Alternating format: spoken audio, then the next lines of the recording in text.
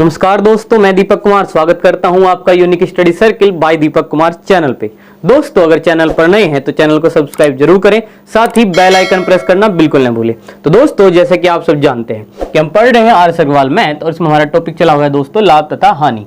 और दोस्तों, इसी क्रम में आज हमारा 21वां सवाल है एक्सरसाइज से। तो दोस्तों, इसी सवाल से हम आज की क्लास जो है वो शुरू करते हैं। तो आइए दोस्तों देखते हैं कि आज का पहला सवाल क्या है। तो दोस्तों, किसी वस्तु को, सवाल में क्या कहा दोस्तों, किसी वस्तु को 950 रुपए में बेचने से, 950 रुपए में बेचने से। तो दोस्तों 950 रुपए में हम वस्तु को क्या कर रहे हैं, बेच रहे हैं। अर्थात दोस्तों ये क्या है, विक्रय मूल्य है। दोस्तों क्या हुआ, ये विक्रय मूल्य। जितनी हानि होती है, तो दोस्तों इस मूल्य पे क्या हो रहा है, जितनी हानि हो रही है, यानी कि हाँ हानि हुई है उस वस्तु को 1060 में बेचने से। दोस्तों यहां पे भी क्या हो रहा है, बेच रहे हैं, इसका मतलब ये भी क्या है दोस्तों, विक्रय मूल्य है। ठीक है, पर उससे, किससे दोस्तों, हानि से, है ना, उससे 20% अधिक है, क्या होता है दोस्तों, लाभ होता है। यहां पे क्या हो रहा है दोस्तों, लाभ होता है।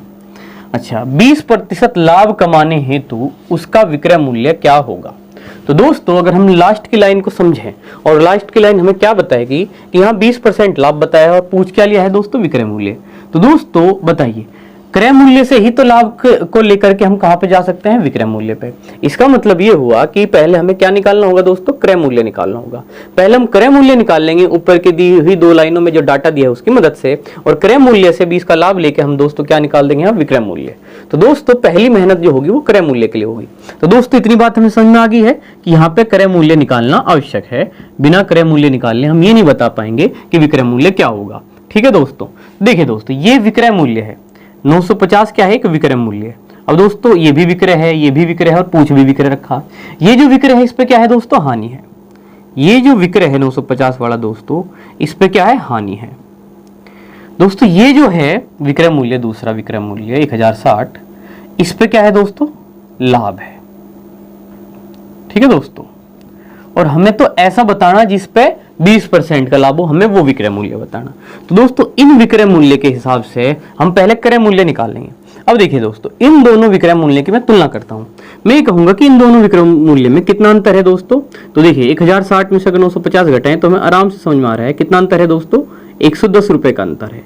कितने का अंतर है दोस्तों, 110 रुपए का। अब देखिए दोस्तों क्या कहा, अच्छा क्या कहा था दोस्तों, जितनी हानि होती है उससे 20% अधिक लाभ है। तो दोस्तों 20%, यानी कि अगर हानि 100 है तो 20% अधिक यानी कि ये 120 है। तो दोस्तों जहां प्रतिशत हो वहां पे बेस नंबर क्या है, 100 है। इसका मतलब हानि अगर मैं 100 मान लूं तब उसके हिसाब से मैं दोस्तों लाभ कितना मान सकता हूं, 120 मान सकता हूं। कि हानि दोस्तों ये माना जा रहा है, एक्चुअल में 100 नहीं है ना, एक्चुअल में 120 है। बस यहाँ पे जो लाइन कही कि हानि से 20% अधिक है, यानी कि दोस्तों अगर हानि 100 होगी तब इसको 120 कहा जा सकता है, और एक्चुअल में ये हो ही जरूरी नहीं। बस दोस्तों मैं तो यहाँ अनुपात निकालने का प्रयास कर रहा कि अगर मैं इसे 20 से काट दूं तो दोस्तों 20 पंजे 100 और 20 छिके कितने, 120। तो जो हानि और लाभ का अनुपात है वो 5:6 है। अगर हानि 5 है तो दोस्तों क्या होगा, लाभ 6 होगा। देख लीजिए, चाहे एक ज्यादा है ना, वो उसका 20% होगा। दोस्तों उसी हिसाब से हम कुछ भी ले सकते हैं। तो दोस्तों फिलहाल हमने 100 मान के फिलहाल 120 लिया था, जिसकी सहायता से मैंने 5 और 6 प्राप्त किया। मैं ये कह रहा हूं कि अगर हानि दोस्तों 5 है तो लाभ का अनुपात उस हिसाब से कितना है, 6। अब दोस्तों देखिए, लाभ और हानि ये भी विक्रय मूल्य है, ये भी विक्रय मूल्य है। अब थोड़ा सा समझते हैं दोस्तों ध्यान से, देखिए समझे। क्रय मूल्य कोई ना कोई ऐसा मान है दोस्तों जो 950 के और 1060 के बीच में पड़ता है। उससे ये कम है इसलिए यहाँ हानि है, उससे ये ज्यादा है तो इसलिए यहाँ क्या है, लाभ है। इसका मतलब 1010, इन दोनों विक्रय मूल्य का जो अंतर है दोस्तों वो लाभ में और हानि में बांटा जा सकता है। इधर हिस्सा कितना है, 5 का, हानि की तरफ हिस्सा कितना है, 5 है, जबकि लाभ की तरफ हिस्सा कितना है दोस्तों, 6 है। तो दोस्तों 110 को अगर मैं हानि में इधर बांट दूं और लाभ में इधर बांट दूं तो मुझे लाभ और हानि पता लग जाएंगे। दोस्तों अगर मैं हानि निकालना चाहूं तो दोस्तों हानि का अनुपात यहाँ 5 है, तो 5 और 6 जोड़ के कितना दोस्तों, 11। 6 5 11 जोड़ लिए दोस्तों, और टोटल जो यहाँ पे इनका अंतर बैठ रहा है दोस्तों, यहाँ से लेके यहाँ तक का जो अंतर है वो 110 रुपए है। और मैं इधर हानि के अंतर निकालना चाहता हूँ कि यहाँ इधर कितने रुपए हैं। तो देखिए दोस्तों यहाँ 6, यहाँ कितना है, 110। दोस्तों 11 ढाई 110 और 5 ढाई दोस्तों कितना, 50। तो दोस्तों यानी कि इधर जो है वो 50 रुपए का अंतर है, इधर जो है दोस्तों ये 5 किसके बराबर हुआ, 50 के।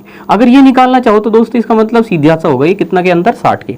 यानी कि ये तो 50 रुपए इधर क्या है, कम बेच रहे हैं, इसलिए इधर 50 की हानि हो रही, इधर ये 60 रुपए ज्यादा बेच रहे हैं, इसलिए यहाँ 60 का क्या है दोस्तों, लाभ है। इस तरीके से हमारा क्रय मूल्य क्या हुआ दोस्तों, 950 में अगर मैं वापस 50 जोड़ लूं, हानि को जोड़ लूं, तो दोस्तों क्रय मूल्य आ जाएगा। या फिर दोस्तों इस विक्रय मूल्य में से 60 को मैं क्या कर लूं, घटा लूं, तो दोस्तों तब भी मेरा विक्रय मूल्य 1000 आ जाएगा।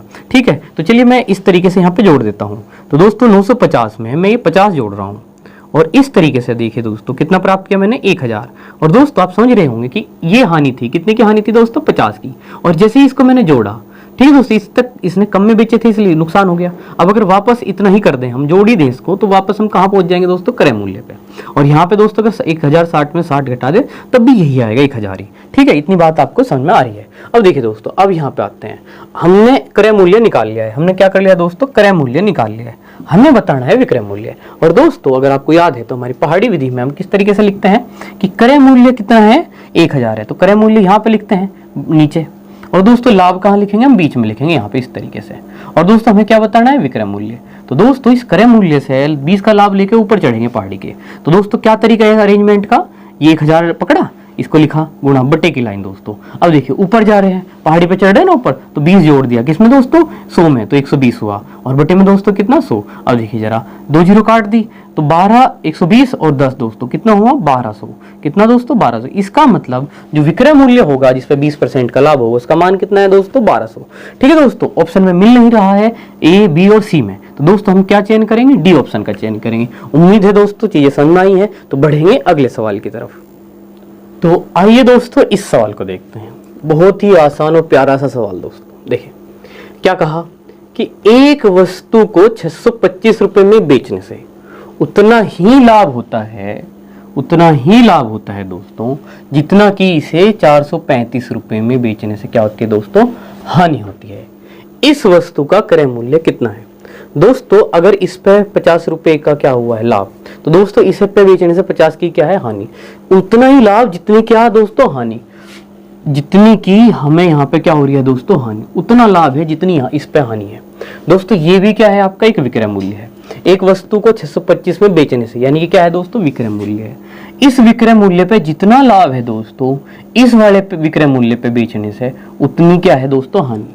तो दोस्तों अगर ऐसा कभी भी ऐसा सवाल है और अन्य कोई प्रतिशत वगैरह दी नहीं गई है, ऐसा सिंपल सा सवाल है, 2 विक्रय मूल्य दिए और ऐसा कह दिया कि एक पे उतना ही लाभ और एक पे उतनी ही हानि, तो दोस्तों बहुत आसान सी ट्रिक आप यहाँ लगाएंगे और ध्यान रखेंगे कि ऐसे सवाल में दोस्तों क्रय मूल्य कैसा होगा, उतना प्लस जितना बटे 2। बस दोस्तों ये वाली ट्रिक आपको लगा देनी है, उतना प्लस जितना बटे 2, दोनों विक्रय मूल्य को जोड़ें और 2 से क्या कर दें, भाग कर दें। तो उतना कितना दोस्तों, 625 रुपए पे जितना क्या था लाभ, जितना कि यहाँ पे क्या है हानि, तो 400 किसे जोड़िए दोस्तों, 35 को, और बटे 2 से भाग कर दीजिए। बस जितनी दूरी इधर से थी दोस्तों उतनी दूरी इधर थी, इसलिए हम इन दोनों का क्या निकाल ले औसत, उतना प्लस जितना बटे 2। दोस्तों जोड़िए कितना हुआ, 1060 हो गए दोस्तों ये, ठीक है, और बटे कितना दोस्तों 2, तो दोस्तों कितना हुआ 530, 2 पंजे 10, 2 तिये 6, दोस्तों कितना हुआ 530 रुपए। इस तरीके से बड़ी सरलता से हमने कहा इसका आंसर क्या हुआ दोस्तों, बी। तो चलिए बढ़ेंगे अगले सवाल पे। तो आइए दोस्तों इस सवाल को देखते हैं, इसमें क्या है। तो कहा गया है दोस्तों ए ने बी को एक घड़ी 20% लाभ पे बेची। ए ने किसको बेचा दोस्तों, बी को बेचा, ठीक है, कितने लाभ पे दोस्तों, 20% के लाभ पे, तथा बी ने इसे सी को 10% हानि पर बेच दिया। यदि सी ने यह घड़ी 216 रुपए की खरीदी हो तो ए ने इसे कितने रुपए में खरीदा। तो देखिए दोस्तों हमें बात करनी है ए से लेकर बी से लेकर सी तक जाना है। तो दोस्तों देखिए क्या है, ए ने इसे कितने में खरीदा, तो दोस्तों ए का कुछ ना कुछ क्रय मूल्य रहा होगा, वही हमें पता करना है। तो दोस्तों ए की शुरुआत हम यहां से करते हैं। ए ने खरीदी थी ये कुछ रेट में, इसने इसे क्या करा दोस्तों, ए ने बी को बेच दिया। तो मान लो दोस्तों बीच इस बार है ना, एकदम सीधे बी को यहाँ नहीं बिठाते, सीधे सीधे सी तक लेके जाएंगे, है ना। ए ने बी को और दोस्तों बी ने किसको, सी को। तो दोस्तों ए ने बी को कितने पे, 20% के लाभ पे। तो ए और बी के बीच की पहाड़ी के बीच में हमने 20% लिख दिया प्लस करके, क्योंकि लाभ है। और दोस्तों आगे कहा कि बी ने इसे 10% हानि पर किसे बेच दिया, सी को। तो दोस्तों यहाँ सी लिखो और बी और सी के बीच में 10% की हानि दिखाने के लिए क्या लिखो, माइनस का चिन्ह लगाओ ऐसे। और सी ने है घड़ी 216 रुपए, बी से कितने में खरीदी दोस्तों, 216 रुपए में, यानी कि बी के लिए विक्रय मूल्य, सी के लिए इसने बेशक कह दिया खरीदी, लेकिन दोस्तों बी ने तो बेची है ना। तो देखिए यहाँ से ए पे और बी से सी पे, ठीक है, इस ए से बी पे, बी से दोस्तों किस पे, सी पे। तो ए ने कितने में खरीदा था, तो दोस्तों हमें सी का रेट पता लग गया कि सी ने कितने रुपए दिए हैं, 216 रुपए दिए हैं। तो ये बेची बी ने है और बी को किसने बेची थी, ए ने। तो दोस्तों सी से वापस किस पे आ जाओ, बी पे, और नीचे उतर के और फिर वापस किस पे आ जाओ, ए पे। तो दोस्तों नीचे उतरना है, ध्यान देंगे किससे शुरुआत करेंगे, 216 से। और देखिए कितनी सरलता से हम ये पहाड़ी विधि से कितनी अच्छे से अरेंजमेंट कर लेते हैं कि दोस्तों अगर यहाँ से यहाँ आए तो दोस्तों नीचे क्या है, नीचे उतरे हैं, नीचे उतरे हैं, इसका मतलब बटे की लाइन के नीचे हम क्या लिख देंगे दोस्तों, 90, 10 घटा करके 90 लिख दिया। अब ऊपर क्या लिखेंगे दोस्तों, अगर कुछ और नहीं है तो दोस्तों 100 तो लिखेंगे ही लिखेंगे। तो दोस्तों गुना, अब देखिए अब आएंगे बी से लेके किस पे, ए पे आएंगे दोस्तों। तो यहाँ पे क्या है, लाभ है और नीचे उतर रहे हैं। तो दोस्तों यहाँ पे भी हमने क्या करा, नीचे की तरफ 20 को जोड़ के लिख दिया। नीचे आ रहे हैं ना दोस्तों, नीचे आते हैं तो नीचे लिखते हैं दोस्तों, अगर ऊपर चढ़ते हैं तो ऊपर लिखते हैं बटे की लाइन के, बस इतना सा कॉन्सेप्ट। और ऊपर कितना दोस्तों, 100। अब देखिए इसको सरल कर देते हैं, कितने अच्छे से हम सवाल का आंसर कर लेंगे। 2 जीरो तो यहाँ पे इस तरीके से काट दीजिए दोस्तों, 4 से काट देते हैं दोस्तों, 4 तिये 12 और दोस्तों कितना 25। जरा दोस्तों 3 से इसको काट देते हैं, तो 3 सते 21 और 3 दूनी 6 और दोस्तों 9 अठे 72, 25 अठे दोस्तों 200, 25 अठे कितने 200। तो दोस्तों ए का क्रय मूल्य कितना रहा, 200 रुपए, जो कहाँ है, ऑप्शन ए में। तो उम्मीद है दोस्तों बहुत अच्छे से क्लियर है सवाल। बढ़ेंगे अगले सवाल की तरफ। तो आइए दोस्तों इस सवाल को देखते हैं। और इस सवाल में दोस्तों कैलकुलेशन या मेथड से ज्यादा जो स्मार्टनेस है दोस्तों, अप्रोच है, वो काम की है। देखिए दोस्तों सवाल क्या है, देखते हैं। एक व्यक्ति 2 कुर्सियों में से प्रत्येक को 500 रुपए में बेचता है। एक कुर्सी को उसे 20% लाभ होता है तथा दूसरी पर उसे 12% क्या होती है दोस्तों, हानि। सारे सौदे में उसे कितने प्रतिशत लाभ अथवा हानि। तो दोस्तों बेसिकली मैं इसमें आपको कहूंगा कि अप्रोच से करेंगे आप सवाल को, लेकिन थोड़ा सा समझने के लिए, अप्रोच के लिए भी, ताकि आपको एकदम से दिक्कत ना हो, मैं थोड़ी सी कैलकुलेशन आपके लिए यहाँ पे कर देता हूँ पहले। तो दोस्तों देखिए 2 कुर्सियां हैं, 2 क्या है दोस्तों, कुर्सी, और दोनों को 500 रुपए में बेचता है। कोई व्यक्ति दोनों को क्या करता है दोस्तों, 500 रुपए में बेचता है। तो दोस्तों ये 500 रुपए क्या होगा इनका विक्रय मूल्य, क्योंकि यहाँ पे क्या कराया जा रहा है, बेचा जा रहा है, प्रत्येक को 500 में। तो दोस्तों पहली कुर्सी का भी विक्रय मूल्य 500, दूसरी कुर्सी का भी विक्रय मूल्य कितना दोस्तों, 500। अगर टोटल की मैं बात कर दूं तो दोस्तों कितना हुआ, 1000 विक्रय मूल्य हुआ दोनों का। तो दोस्तों देखिए एक पे तो उसे क्या है, 20% लाभ है दोस्तों, लाभ प्लस लिख लेते हैं या लाभ भी लिख के दें, कोई दिक्कत नहीं। और एक पे दोस्तों 12% की क्या है, हानि। तो दोस्तों देखिए निश्चित रूप से लाभ होगा, इसकी संभावना इसलिए है क्योंकि जब उतना ही लाभ उतनी हानि हो तब निश्चित रूप से हानि हो। इसके अलावा लाभ ज्यादा है हानि कम है, इसका मतलब लाभ होने की ज्यादा संभावना है, या निश्चित रूप से ही लाभ होगा ऐसा कह सकते हैं अगर हमें थोड़ा सा अभ्यास हो गया है तो। खैर दोस्तों फिलहाल मैं थोड़ी कैलकुलेशन कर देता हूँ। अब देखिए दोस्तों ये क्या है, विक्रय मूल्य है 500 और लाभ कितना है दोस्तों 20। अब अगर मैं यहाँ क्रय मूल्य निकालूं तो दोस्तों किस तरीके से आएगा, देखिए 500 को लेकर के हम नीचे उतरेंगे। तो दोस्तों 500 और गुणा दोस्तों कितना 100/120, ठीक है। देखिए जरा 0 से 0 काट दीजिए, 4 तिये 12, 4 से दोस्तों इसको काट दिया 25। दोस्तों 25 से गुणा इसमें कर लीजिए, 25 पंजे 125 और दोस्तों बटे में 3। तो दोस्तों जरा ध्यान देंगे, 3 चौक 12, 3 एकम 3, 2 बचे दोस्तों, 3 छंग 18, 3 छंग 18, लगभग दोस्तों मैंने ये प्राप्त किया। क्या दोस्तों इसका क्रय मूल्य, पहले वाले का क्रय मूल्य कितना है दोस्तों 416.6, लगभग दोस्तों, बस 1 पॉइंट तक ही निकाला। अब जरा इसको भी निकाल दो। तो दोस्तों ऐसी है विक्रय मूल्य, बस यहाँ आनी है, क्रय निकल जाएगा। तो दोस्तों नीचे आना पड़ेगा तो घटेगा नीचे, ठीक है। तो दोस्तों 500 यहाँ पे समझिए 500 है और दोस्तों 12 की हानि है, तो दोस्तों 12 की हानि होगी तो नीचे कितना आ जाएगा 88 और ऊपर दोस्तों कितना 100। इस तरीके से पहाड़ी विधि से हम क्रय मूल्य निकाल रहे हैं। तो दोस्तों जरा 4 से काटते हैं, तो 4 दूनी 8, 4 दूनी 8। दोस्तों 4 से इसको काट देते हैं, कितना आया 25। दोस्तों 2 से काट देते हैं तो 2 11 आ जाएगा, 2 से इसको काट दोस्तों 250 आ जाएगा। तो 25 25 625 होते हैं दोस्तों और बटे कितना 11। तो जरा कैलकुलेशन करेंगे तो दोस्तों 11 पंजे 55, दोस्तों 11 पंजे कितने हुए 55, कितने बचेंगे दोस्तों 7, 75 हुए दोस्तों, 11 छिके 66, तो दोस्तों कितने बचे 9, 90 हुए दोस्तों, 11 अठे 88 और लगभग मैं 11 दूनी 22 चला देता हूँ। तो इसका विक्रय मूल्य कितना है दोस्तों, इस पहले वाले का कितना आ गया था ये वाला, और दूसरे वाले का क्या आ गया दोस्तों ये वाला आ गया। अब दोस्तों दोनों को जोड़ देते हैं तो कुल क्रय मूल्य कितना हुआ देखते हैं, 416.6 है और दोस्तों 568.2 जोड़ते हैं जरा। तो 6 और 2 दोस्तों 8, 8 और 6 14 और 6 और 1 7 और 1 8 दोस्तों, और 4 और 5 9। तो दोस्तों 984.8 ये क्या है क्रय मूल्य, और विक्रय मूल्य दोस्तों कितना है 1000 है। विक्रय मूल्य कितना है दोस्तों 1000, यानी कि इतनी चीज खरीद के इतने में बेच रहे हैं। तो दोस्तों इसमें से अगर मैं घटा दूं 984.8 तो दोस्तों जो बचेगा वो क्या होगा, निश्चित रूप से लाभ होगा। तो दोस्तों ये क्लियर हुआ नहीं कहीं ना कहीं कि लाभ ही होना था। विक्रय कितना था दोनों का 1000, जबकि क्रय दोनों का जोड़ करके कितना आया है 984। इसका क्रय मैंने अलग निकाला है यहाँ पे, इसका क्रय अलग निकाल दिया है दोस्तों। ठीक है, कैलकुलेशन समझाने के दृष्टिकोण से पेपर में ऐसे ना करें क्योंकि इसमें तो बहुत ज्यादा टाइम खराब होगा। बताएंगे कि कैसे करना है, देखें जरा। 10 में से 8 गया दोस्तों 2 है ना, 9 में से 4 गया दोस्तों कितना 5, 9 में से 8 गया दोस्तों कितना 1, और दोस्तों बस 15.2। दोस्तों 15.2 का लाभ हुआ। क्रय मूल्य कितने पे दोस्तों 984.8 और गुणा दोस्तों कितना 100।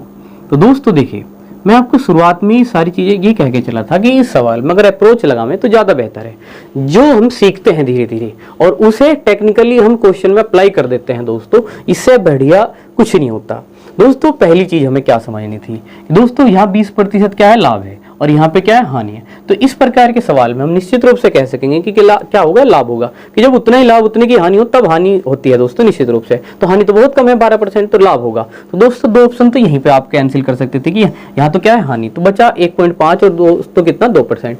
दोस्तों आंकड़े कुछ ऐसे हैं, अगर ये भी दिमाग में आ जाए कि यहाँ पे 1250/3 यानी कि पॉइंटों में आएगा, यहाँ पे भी दोस्तों ऐसी संभावना है। बस थोड़ा सोच लें कि दोस्तों इस प्रकार की चीजें हैं, 120 आएगा बटे में 3 होगा, बटे में दोस्तों क्या होगा 3 होगा, जब इसे काट रहे होंगे तो 3 आएगा। और दोस्तों अगर 3 आए 7 आए, अगर हम संख्याओं के बारे में विस्तार से पढ़ लेंगे तो पता लगेगा ऐसी चीजें दोस्तों पॉइंट देती ही देती हैं।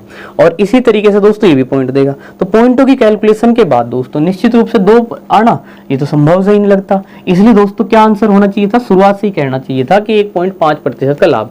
अब देखिए दोस्तों अगर अब कोई कहे हमें पता लग गया लाभ है, अब लाभ में दोस्तों दोनों क्या होगी हानि के तो ऑप्शन कट गए। अब कोई ये कहे कि नहीं मैं से सोल्व करके देखूं 2% आएगा, तो दोस्तों कहीं भी नहीं लग रहा कि 2% निश्चित रूप से आ जाएगा। और जब 2 निश्चित रूप से नहीं आ सकता तो इसका मतलब हमारा चयन क्या रहना चाहिए दोस्तों 1.5%। तो दोस्तों थोड़ा सा अप्रोच के साथ इस प्रकार के जिनमें कैलकुलेशन थोड़ी ज्यादा परेशान करें उनमें थोड़ा टेक्निकल हिसाब से चलना चाहिए। तो बढ़ेंगे दोस्तों अगले सवाल पे।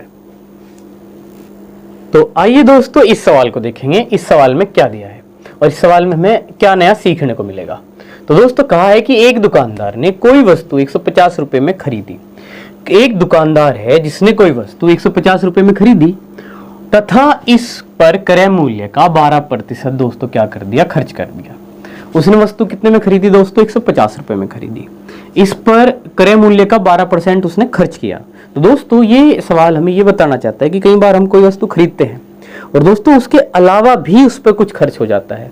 तो दोस्तों अब अगर हम उसे बेचें किसी और को, तो बताइए दोस्तों क्या मैं 150 के हिसाब से हिसाब लगाऊंगा लाभ का, या दोस्तों जो मेरा खर्चा हुआ वो और जितने में मैंने खरीदी थी टोटल जितना बैठेगा उसके हिसाब से मैं लाभ निकालूंगा।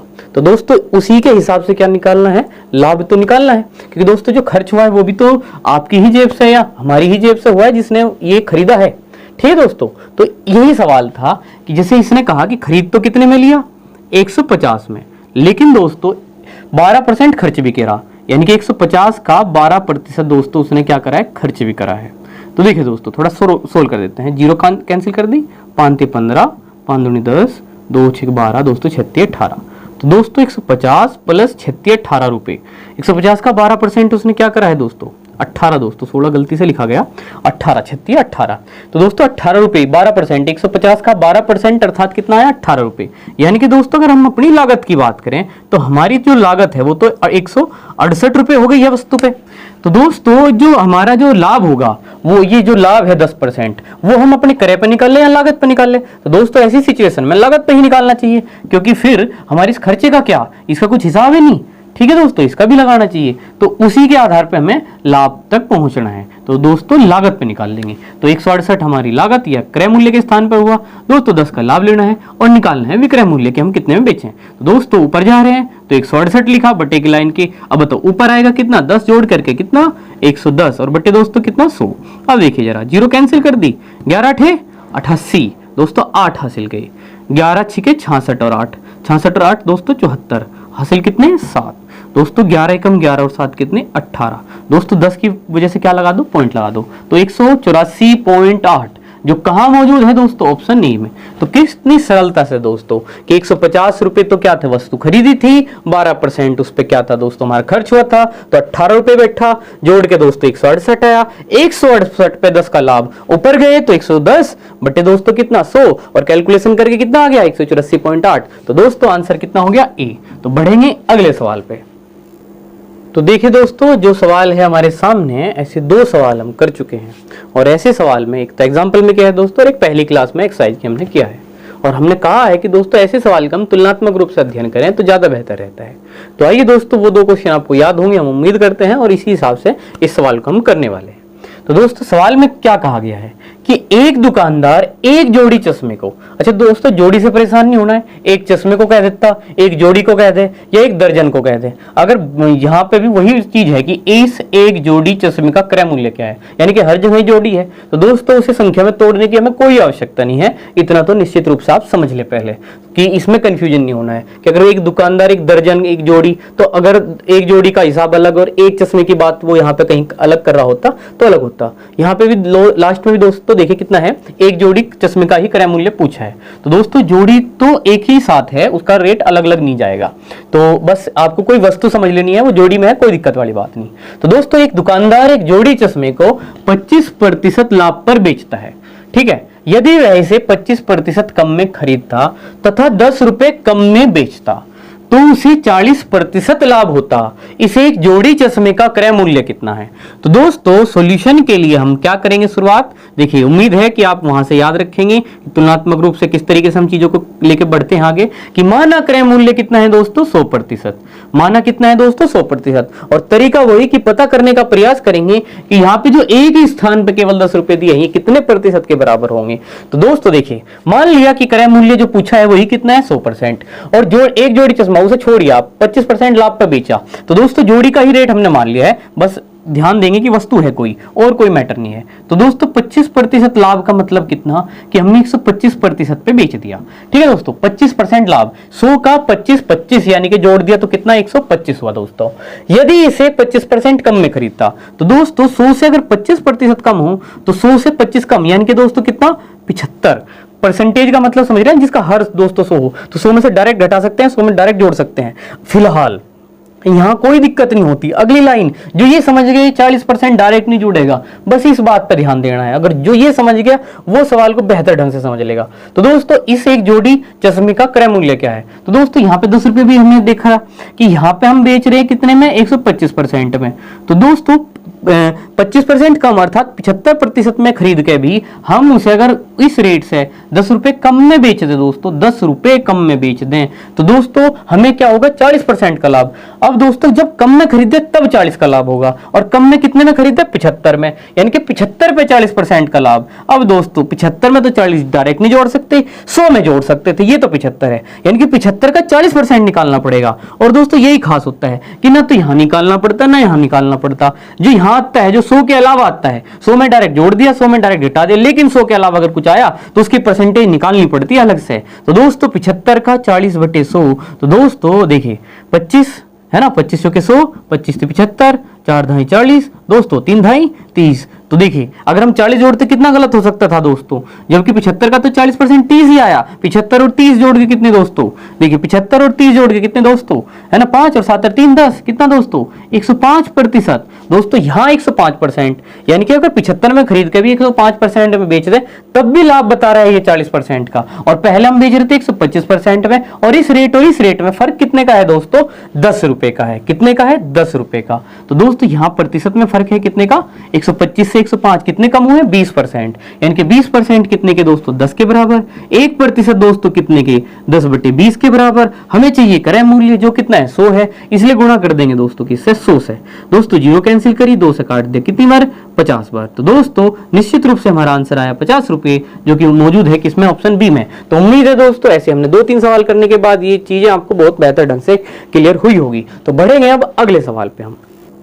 तो आइए दोस्तों अगला सवाल देखते हैं, और सवाल क्या है, एक वस्तु को निर्माता 10% लाभ पर, जो उसे बनाने वाला है दोस्तों निर्माता है, ठीक है, उस वस्तु का वो उसे 10% लाभ पर थोक विक्रेता 15% लाभ पर तथा फुटकर विक्रेता 25% लाभ पर बेचे तो इसका फुटकर मूल्य 1265 रुपये होता है। तो निर्माता की इस पर कितनी लागत है?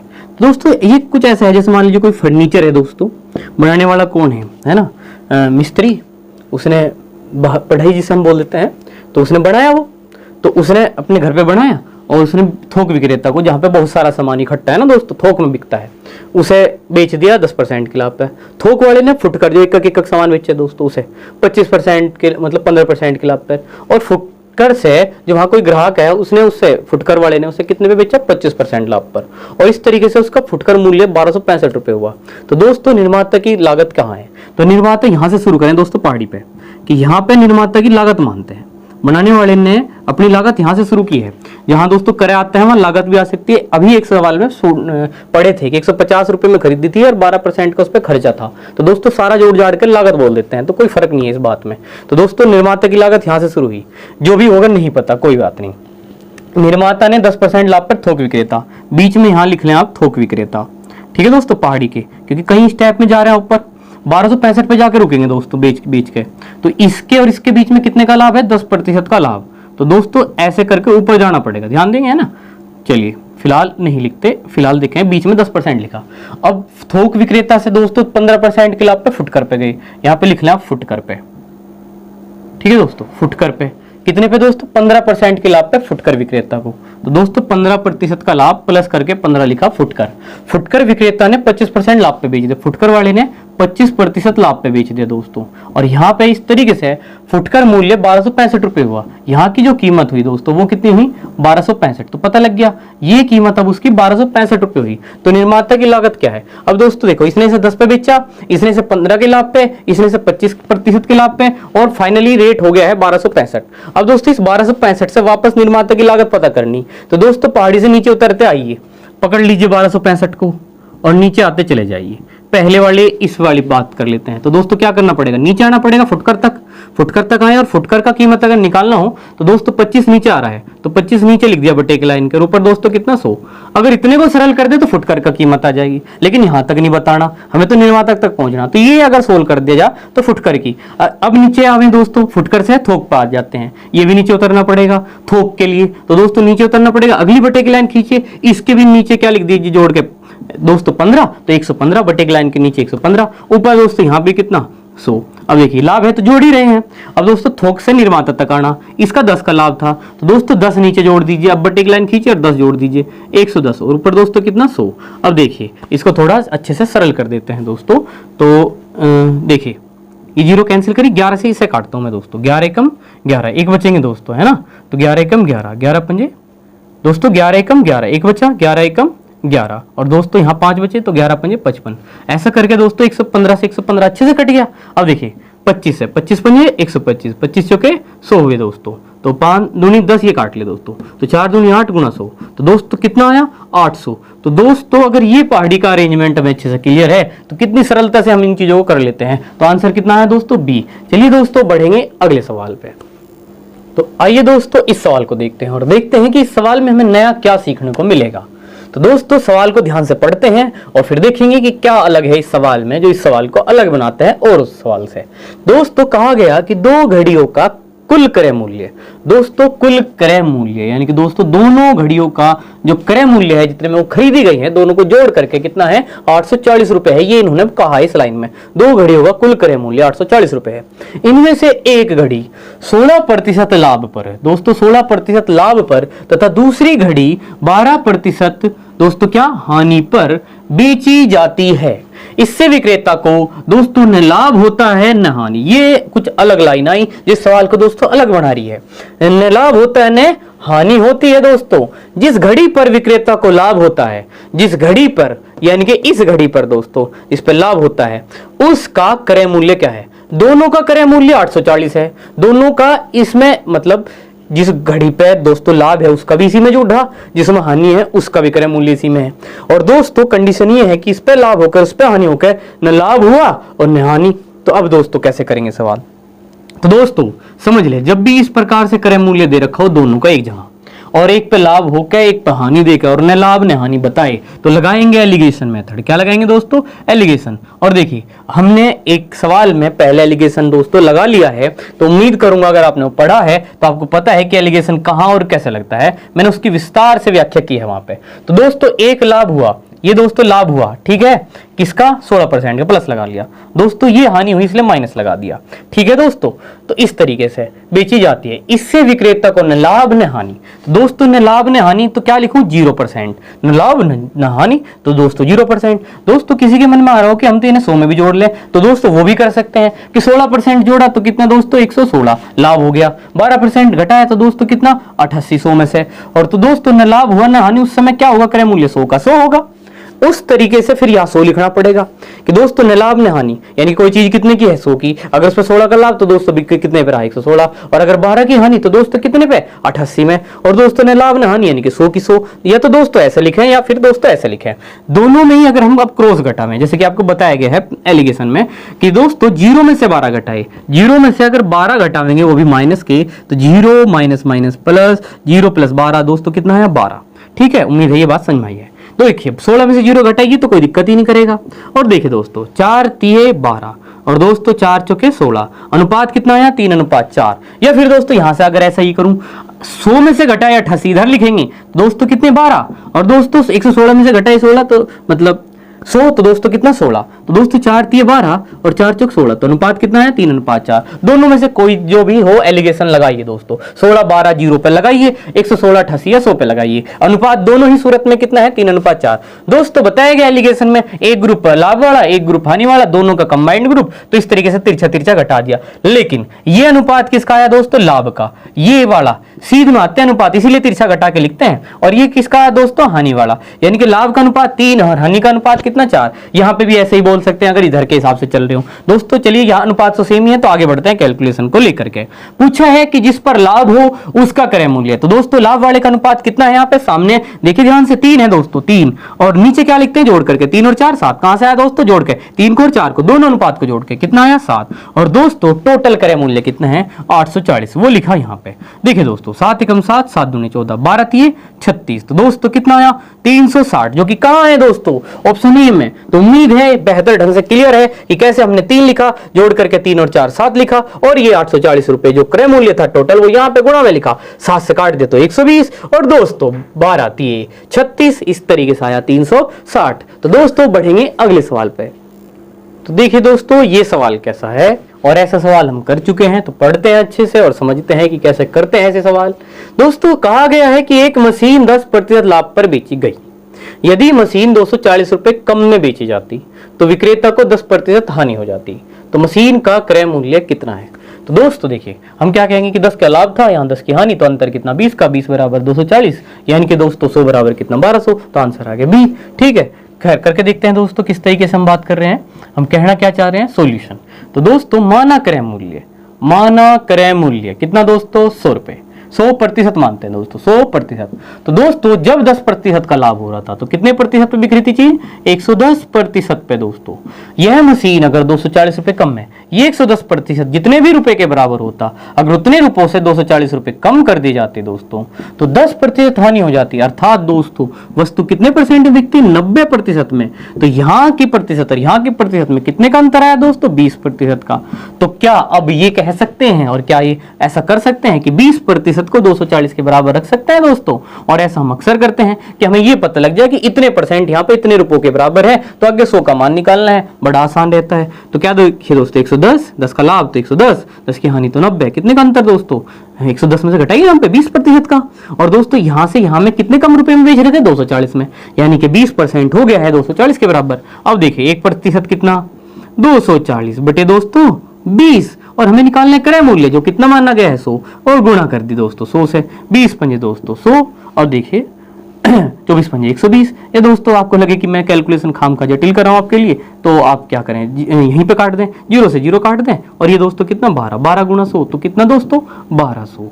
तो दोस्तों इस तरीके से आंसर कितना? बी। जैसे कि हम पहले ही बात कर चुके हैं, तो कितना सरल है दोस्तों। तो बढ़ेंगे अगले सवाल पर। तो देखिए दोस्तों ये सवाल करते हैं। इस सवाल में देखिए कितना अच्छा सा हिसाब है। दोस्तों कहा गया किसी वस्तु को 144 रुपए में बेचने से, यानी कि दोस्तों ये हो गया विक्रय मूल्य, साफ साफ इतने रुपए में बेचा दोस्तों विक्रय मूल्य पर एक व्यक्ति को उसकी लागत का 1/4% क्या होती है, हानि। तो इसे 168 रुपए में बेचने से कितने प्रतिशत लाभ अथवा हानि होगी दोस्तों, ये हमें बताना है। तो देखिए पहले मैं इसे कर देता हूं दोस्तों, फिर बताऊंगा कि इस सवाल में समस्या भी क्या है। बुक में थोड़ी दिक्कत होगी, अगर आपके पास बुक है तो समझेंगे उसको भी। तो देखिए दोस्तों पहले तो चलिए इस लाइन को समझ लेते हैं कि दोस्तों मैंने ये कहा है कि जब अगर भिन्न में नंबर दे रखा हो तो यहीं से सवाल को उठाया जा सकता है। जैसे कहा लागत का 1/7 हानि है, यानी कि अगर लागत को दोस्तों किससे गुणा करें, का मतलब गुणा 1/7 से, तो क्या होगी, उतनी हानि है, यानी कि ये बराबर किसके हो जाएगा, हानि के। जैसे ही लागत को 1/7 से गुणा करेंगे तो हानि आ जाएगी, लागत, अच्छा दोस्तों यहाँ गलती होगी, तो लागत है, ठीक है अब सही हो गया। तो लागत को का मतलब दोस्तों गुणा, ठीक है, लागत को अगर आप गुणा करेंगे 1/7 से तो आपकी हानि आ जाएगी। लागत का 1/7 दोस्तों हानि है। अगर इस तरीके से करें तो लागत बटे में ले लो दोस्तों, तो हानि बटे दोस्तों लागत, ठीक है, बराबर कितना दोस्तों 1/7। और मैंने कहा है कि इस तरीके से बटे के मान दोस्तों कितने अपनी, यानी कि हानि कितनी है दोस्तों 1 है, लागत कितनी है दोस्तों 7 है, इस तरीके से मैं कह सकता हूं। और दोस्तों मैंने ये भी समझा है कि दोस्तों जिसके साथ का के साथ यहां लगा हुआ है वही नीचे वाला नंबर हो जाएगा, यानी कि लागत दोस्तों कितनी होगी 7 और हानि कितनी होगी दोस्तों 1। डायरेक्ट की बात कह सकते थे अगर हम इसे धीरे धीरे समझना शुरू कर दें। खैर दोस्तों समझे, तो हानि कितनी है 1, लागत कितना दोस्तों 7, ठीक है। उस हिसाब से बताइए लागत जो कि क्रय मूल्य के स्थान पे आता है 7 रुपए है और हमने 1 रुपए की हानि पे बेच दिया, तो दोस्तों क्या बता सकते हैं, अगर 7 रुपए की लागत है और 1 रुपए की हानि हुई है तो हानि घटा दो तो हमें पता लग जाएगा हमने बेचा कितने में है, हमने 6 रुपए में बेचा है। 6 रुपए या 6 यूनिट कहें तो ज्यादा बेहतर रहेगा, 6 यूनिट कह देते हैं दोस्तों, 6 यूनिट, तो 6 यूनिट में बेच दिया, क्योंकि बेचा तो असल में कितने में गया है 144 में। तो अगर 7 के हिसाब से चले हैं तो 7 में से 1 हानि घटा करके कितना दोस्तों 6 यूनिट, अगर लाभ होता तो दोस्तों जोड़ते 7 और 1 8 यूनिट में कहते बेचा है दोस्तों, हानि थी इसलिए घटाया, ठीक है, याद रहेगा, ध्यान रखें। तो दोस्तों 6 यूनिट हो गया विक्रय मूल्य, जबकि असली विक्रय मूल्य 144 है। इसका मतलब जो हमारे यूनिट है जो हम बटे से निकाल के चले 1/7 के हिसाब से 6 यूनिट आया है, वो 6 यूनिट दोस्तों किसके बराबर हुआ, 144 के बराबर। इसका मतलब 1 यूनिट दोस्तों कितने के बराबर हुआ, 144। और दोस्तों जैसे कि बताया 1 का मान निकालो, ये वाला मान बटे में रख लिया करो, और बटे में ये आ गया। अब दोस्तों हमें बताना था लाभ या हानि कितने में होगी, और लाभ या हानि पता करने के लिए हम अक्सर दोस्तों क्या पता करते हैं, हम लागत या क्रय मूल्य पता करते हैं। यहाँ क्रय नहीं लागत है, इसलिए हम लागत पता करने के लिए किससे गुणा करेंगे दोस्तों 7 से। और दोस्तों ये इस तरीके से 7 से गुणा करिए, देखिए 6 से काटेंगे तो दोस्तों 6 दूनी 12, दोस्तों 6 चौक 24। अब जरा गुणा करें, 7 चौक 28 दोस्तों, 2 हासिल, 7 दूनी 14 और 2 कितने 16। तो दोस्तों जो क्रय मूल्य यानी कि जो लागत है वो कितना आ गया है 168। अब देखिए दोस्तों यानी कि लागत ही कितनी है 168 है, तो दोस्तों कहा कि इसे 168 में ही बेचने से कितने प्रतिशत लाभ अथवा हानि होगी। अब बताओ दोस्तों लागत ही 168 आई और बेच भी अगर 168 में दी, तो दोस्तों जितनी लागत उतने बेचे तो क्या कुछ लाभ या हानि होगी, तो न लाभ न हानि, न लाभ दोस्तों न हानि। इस तरीके से दोस्तों आंसर कितना देंगे, डी देंगे। अब इन्होंने पता नहीं क्यों दोस्तों थोड़ा इन्हें शायद कंफ्यूजन रहा, इन्होंने इसका आंसर में हानि वगैरह में जो भी है दे दिया, उन्होंने 1/7 वगैरह करके 144 को वापस विक्रय मूल्य मान लिया है। जबकि अगर दोस्तों वो आंसर प्राप्त करना होता तो 1/7 हानि दे रखी, इसी परसेंटेज में बदल लेते, 100 से गुणा कर इस तरीके से गुणा कर देते दोस्तों। तो दोस्तों देखिए 7 एकम 7 और दोस्तों कितने बचते 3, 7 चौक 28 दोस्तों कितने बचे 2/7। ये आंसर दे रखा दोस्तों इतनी प्रतिशत हानि। ये तो दोस्तों हानि तो इन्होंने दे रखी है सवाल में 1/7 प्रतिशत के रूप में दे रखा, इसका मतलब तो 1/7 कोई प्रतिशत में बदल दो आंसर ऐसे ही आ जाएगा। लेकिन दोस्तों ऐसा नहीं है, इन्होंने इस वाली लाइन को थोड़ा सा इग्नोर कर दिया या शायद कुछ छूट गया होगा, हो जाता है ऐसा, तो ध्यान देंगे कि ये आंसर नहीं, वरना हम 1/7 को डायरेक्ट परसेंटेज में बदल के कह देते कि इतनी परसेंट हानि है। दरअसल ये था कि लागत निकाल ली पहले हमने और लागत के हिसाब से अब 168 में बेचे हैं तो कितना होगा दोस्तों 168 ही लागत है, 168 में बेचना चाह रहे हैं तो न लाभ दोस्तों न हानि। तो उम्मीद है दोस्तों ये तरीका आपको समझ में आया होगा। चलिए आज इतना ही रखते हैं, तो धन्यवाद दोस्तों।